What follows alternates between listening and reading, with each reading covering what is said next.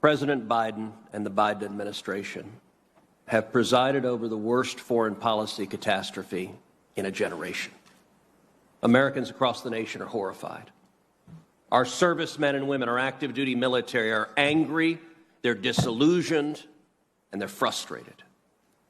Our enemies across the globe are emboldened, which makes the world more dangerous today for America, and our allies are dispirited.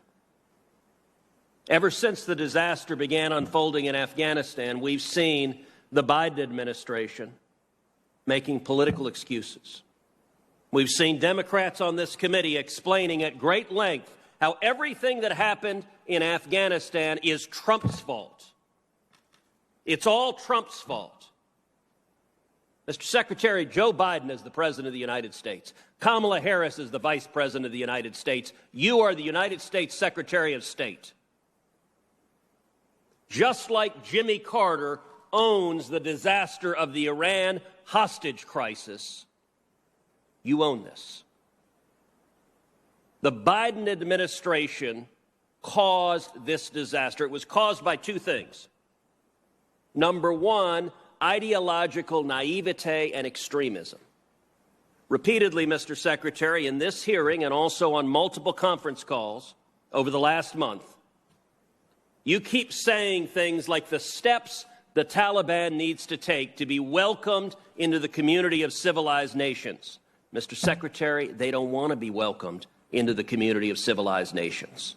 They are terrorists who want to murder us. This administration doesn't understand that. Joe Biden doesn't understand that. But sadly, that ideological extremism was combined with manifest incompetence.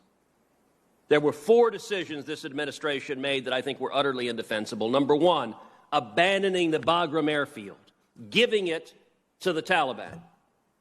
That is a decision that 100 years from now will be studied at war colleges as a colossal strategic mistake, giving up 2 secure airfields, necessitating an evacuation from a dense urban environment, a commercial airport, which led tragically to the suicide bombings and murders that killed 13 American servicemen and women. Had we been evacuating from Bagram with a secure perimeter, the odds are quite high that attack either wouldn't have happened, or if it had happened, it would have been far less severe in its consequences. Secondly,